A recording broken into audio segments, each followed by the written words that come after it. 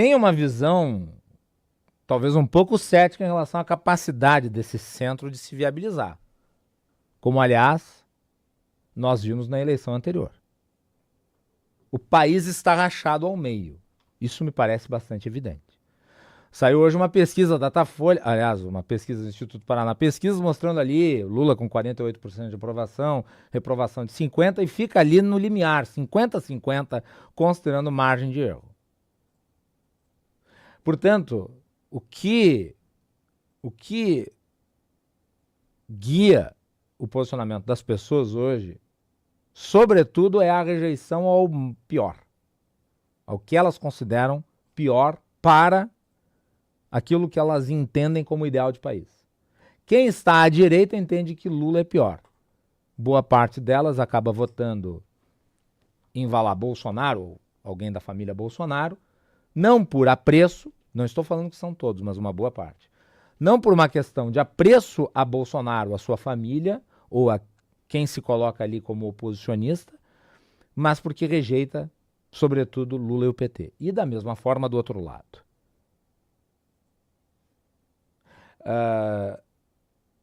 E a sociedade, vamos lá, a sociedade fez essa opção. Ninguém obrigou a sociedade à polarização. A sociedade se polarizou. E eu acho que está aí o erro dos chamados centristas. Os centristas, eles acham que há um espaço. Mas é que a polarização obriga o candidato, o concorrente, a descer do muro e se posicionar objetivamente. Ah, Macalossi, mas você faz isso, você fica em cima do muro. Bom, primeiro, eu não fico em cima de muro nenhum. Segundo, eu não concorrerei a nada. Eu não estou pedindo votos, não faço campanha, não falo em nome de ninguém a não ser do meu próprio. Eu faço uma leitura de realidade. A leitura da realidade, me parece, baseada em todos os dados disponíveis, é que nós temos uma sociedade rachada ao meio, e por termos uma sociedade rachada ao meio, nomes altamente populares se viabilizam com mais facilidade do que pessoas que estão chegando na política, ou que têm trajetória na política, mas que não concorrem por essa via de postura. E eu acho que o desafio do centro também é de se solidificar com um discurso incisivo, na medida em que isso é até meio contraditório. Vejam, o problema do moderado num ambiente radical é que ele precisa radicalizar a moderação. A pergunta é, a moderação, ela, digamos, consegue mobilizar as pessoas? Porque o fato de você estar mobilizado já mostra que você tem um nível de, digamos, um nível de convicção nas suas ideias que o afasta da moderação. É quase que um paradoxo. Você precisa hipermobilizar um eleitorado que, por natureza, não se mobiliza, porque é moderado. É diferente de você trabalhar com um polo radicalizado. O polo radicalizado vai para a rua com muita facilidade. O polo radicalizado levanta bandeira, faz campanha. O moderado, por natureza, não faz campanha. Ele prefere ficar em casa. Então é muito difícil para o centro. Porque a orientação política geral é essa. Agora, quando o Leite fala da esquerda, ele não está errado do ponto de vista do que nós constatamos ao longo da história, à exceção das eleições da Dilma Rousseff e da eleição de Bolsonaro, Lula foi sempre candidato. Será novamente. E foi um personagem fundamental, mesmo quando não candidato. Ele foi essencial para a eleição da Dilma, nas duas oportunidades. E ele foi o grande cabo eleitoral do Haddad, ainda que o Haddad tenha perdido. Então ele é um personagem presente em todas as eleições, concorrendo ou não. E há um ponto de interrogação no médio prazo, não no longo, no médio prazo, não no curto também, no médio prazo, qual é o caminho da esquerda no pós-Lula? Porque nós já estamos no pós-Bolsonaro. O que é o pós-Bolsonaro? É o Bolsonaro fora da política. Bolsonaro não voltará a concorrer à presidência, não será candidato, né? Vive um momento muito difícil do ponto de vista da saúde, né? Passou por mais um procedimento cirúrgico, e a divisão é inequívoca. E a esquerda? Quais são as lideranças do campo da esquerda que hoje, digamos, cativam os eleitores? Fernando Haddad ainda parece um tanto quanto acadêmico. Ele não tem a pegada social do Lula. Ele está mais para um Fernando Henrique Cardoso da vida.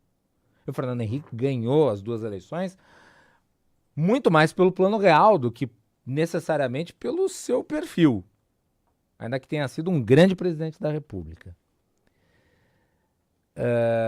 Guilherme Boulos ainda é muito radical. O Lula é quem é porque ele fura a bolha. O Lula não recebe votos apenas de gente de esquerda.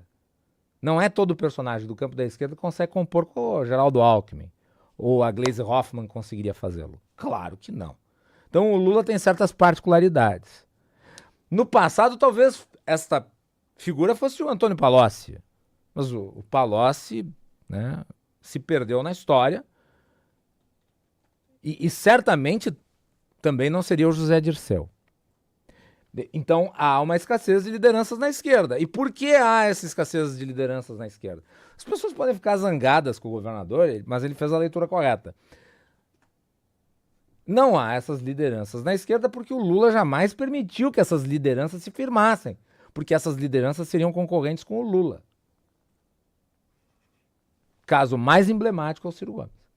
O Ciro Gomes tentou. Tentou e não conseguiu. Aliás, o Ciro Gomes tentou e o PT se mobilizou para destruí-lo. E eu poderia citar um segundo exemplo de uma figura que tentou se viabilizar como uma alternativa no campo da esquerda, mas que também foi atacada pelo PT, a Marina Silva. A Marina Silva sofreu uma campanha de destruição de reputação na eleição com o Dilma Rousseff. Não se viabilizou. Não será presidente da República.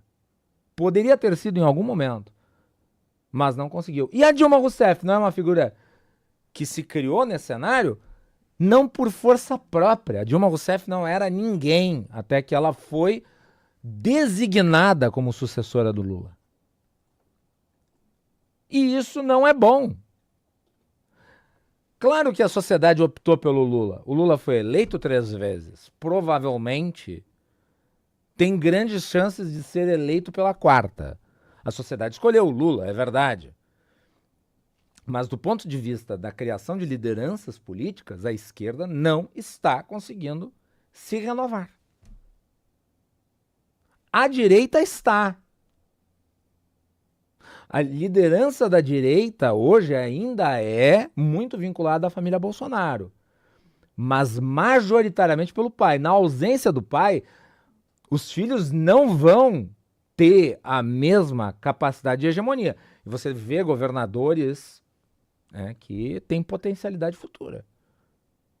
Eu diria que o principal deles é o Tarcísio de Freitas, mas não apenas. Então, é claro que os defensores ardorosos de lado e outro vão atacar o governador Eduardo Leite. Mas o que ele disse de tão absurdo? O que ele disse que não esteja em consonância com o que a história do país inequivocadamente foi, desde a redemocratização? Havia, é verdade, no campo da direita, daí, né, na oposição ao lulopetismo, havia ali um sentimento genérico de rejeição, que tomou forma em 2013, depois se materializou nos movimentos pelo impeachment da Dilma Rousseff e que foi capturado, por assim dizer, na figura de Jair Bolsonaro.